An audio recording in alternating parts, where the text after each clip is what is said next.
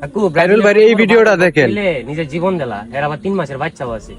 কি বলবো গাই, যেটা নিয়ে কি বলবো, বলার মতো কোনো ভাষা নাই। কারণ বাঙালি যে কতটুকু আবেগফুল আর কতটুকু বোকা, এই ঘটনা থেকে আজকেও কিন্তু আমরা শিখতে পারি।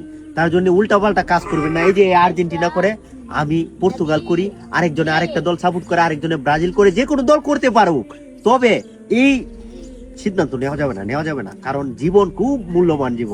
জীবনকে একবার হারালে দ্বিতীয়বার আর পাবেন না। এই যে আমার হাতের ছাতাটা, এটা সরে গেল, বৃষ্টি পড়তেছে, সরবে না, বৃষ্টি পড়বে না। তাই নিজের জীবন নিজেরই সাজাতে হবে। আর্জেন্টিনা, ব্রাজিল, পর্তুগাল থেকে তোমার জন্য ভাত নিয়ে আসবে না, খাবার নিয়ে আসবে না, তোমার পরিবারকে তোমারই সাজাতে হবে। তার জন্য উল্টাপাল্টা সিদ্ধান্ত নেওয়া যাবে না। নিজের জীবনকে নিজে সাজাও, পরিবারের জন্য বাঁচো, নিজের জন্য বাঁচো। তাই কোনো দল সাপোর্ট করলেও এত আবেগ দিয়ে দল সাপোর্ট করার দরকার নাই। যদি সহ্য না করতে পারো, দল সাপোর্ট করো না। যারা সহ্য করতে পারে তারা দল সাপোর্ট করুক। উল্টাপাল্টা সিদ্ধান্ত নিবা, নিজের জীবন নিজেই ধ্বংস করবা। কারণ তুমি মরে গেলেও পৃথিবী চলবে, তুমি না থাকলেও পৃথিবী চলবে। তার জন্য নিজে বাঁচলে অন্যের নাম। ঠিক আছে, ভালো থাকো। আসসালামু আলাইকুম।